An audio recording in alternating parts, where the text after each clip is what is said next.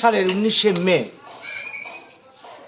আসামের কাছাড় জেলার শিলচরে বাংলা ভাষার মর্যাদাকে রক্ষা করতে গিয়ে যে 11 জন যুবক যুবতী বাঙালি প্রাণ দিয়েছিলেন, পুলিশের গুলিতে, পুলিশের অত্যাচারে নিহত হয়েছিলেন, আমরা তাদের স্মরণে আজকে এই আমরা বাঙালি রাজ্য অফিসের সামনে আমরা স্মৃতিচারণ করছি, শহীদদের স্মৃতি তর্পণ করছি। এই ধরনের অনুষ্ঠান আমরা বাঙালি দলের পক্ষ থেকে প্রতি বছর করা হয়ে থাকে। এই বছরও ত্রিপুরার বিভিন্ন প্রান্তে, শুধু রাজধানীর বুকেই নয়, আমাদের কিছুক্ষণ আগে হয়ে গেছে শান্তিবাজার দক্ষিণ ত্রিপুরাতে অনুষ্ঠান চলছে, ধর্মনগরে অনুষ্ঠান চলছে, রাজ্যের বিভিন্ন প্রান্তে। আপনারা জানেন যে এই যে আন্দোলন সেদিন হয়েছিল, অসমের বুকে জোর করে অহমিয়া ভাষা চাপিয়ে দেওয়ার জন্য চক্রান্ত হয়েছিল। অথচ অসমের বুকে 1 কোটির উপর বাঙালি রয়েছে। সেই স্বাধীনতার আগের থেকে অসম একসময় ছিল বাংলার অবিচ্ছেদ্য অংশ। আজকে সেখানে বাংলা ভাষাকে জোর করে চাপিয়ে দেওয়ার চক্রান্ত তখন যা হয়েছিল তা নয়, এখনও সমানভাবে বহাল আছে। এই 11 শহীদের আত্মবলিদানে সেদিন বাংলা ভাষা রক্ষা পেয়েছিল। এই 11 শহীদের মধ্যে 2 জন রয়েছে আমাদের ত্রিপুরারও।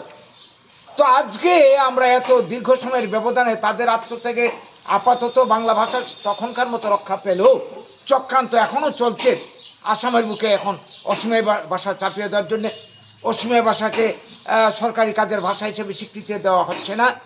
আমরা জানি বাংলা ভাষা ভারতের মধ্যে 8ম তফসিলিভুক্ত অন্যতম ভাষা, যে ভাষা রবীন্দ্রনাথ ঠাকুর নোবেল পুরস্কার পেয়েছেন এখন থেকে 100 বছরের আগে।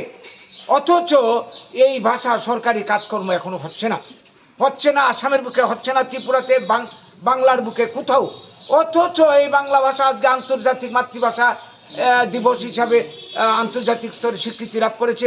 ইংল্যান্ড ও অস্ট্রেলিয়ার মতন দেশে বাংলা ভাষার পঠন পাঠন হয়, সরকারি সাইনবোর্ড হয়, সরকারি কাজকর্ম হয়। আফ্রিকাতে একটা দেশ আছে বাংলা ভাষা প্রধান ভাষা হিসেবে স্বীকৃতি পেয়ে গেছে। এই যেখানে অবস্থা, আমরা বর্তমানে কি দেখছি, এখন জোর করে প্ল্যান করে আমরা কি দেখছি, মানে হিন্দি ভাষা চাপানোর চক্রান্ত চলছে। জাতীয় ভাষা শিক্ষা নীতি থেকে বাংলা ভাষাকে ধ্রুপদী ভাষার তালিকা থেকে বাদ করে দেওয়া হয়েছে। এই যে কম্পিটিটিভ এক্সামগুলিতে এন্ট্রান্স থেকে শুরু করে প্রবেশিকা পরীক্ষা, যে সমস্ত পরীক্ষার মাধ্যমে IPS ICS এই সমস্ত ক্যাডার নিয়োগ হয়, কর্মচারী, এই সমস্ত পরীক্ষাতে গুজরাটি ভাষা, কি বলবো, মহারাষ্ট্রের ভাষা, হিন্দি ভাষা স্থান পেলেও বাংলা ভাষাকে স্থান করে দেওয়া হচ্ছে না। এই যে চক্রান্ত, এই চক্রান্তের মাধ্যমে আমরা বুঝতে পারছি বাংলা ভাষা কৃষ্টি সংস্কৃতিকে ধ্বংস করে দিয়ে বাঙালি জাতি সত্তাকে শেষ করে দিতে চাইছে। এর বিরুদ্ধে আমাদের আন্দোলন। আমাদের আজকের এই ভাষা শহীদদের স্মৃতি তর্পণের পাশাপাশি আমরা আজকে শপথ নিতে চাইছি, আমরা রাজ্যবাসী তথা বাংলার অঞ্চলের সমস্ত বাঙালি সমাজ, বুদ্ধিজীবী যারা রয়েছে তাদের কাছে, গোটা ভারতে যারা রয়েছে তাদের কাছে আমাদের আবেদন, আহ্বান, এইভাবে কি একটা জাতির সত্তা মুছে যাবে? যেই বাঙালি রক্তের বিনিময়ে দেশের স্বাধীনতা, এত আত্মত্যাগ, সব কিছু শেষ হয়ে যাবে, এইটা আমরা দিতে পারি না।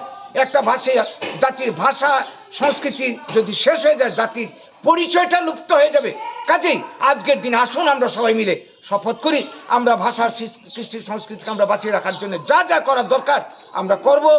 আমরা বাংলা ভাষার প্রচার প্রসারের জন্যে যা কিছু করার দরকার করব।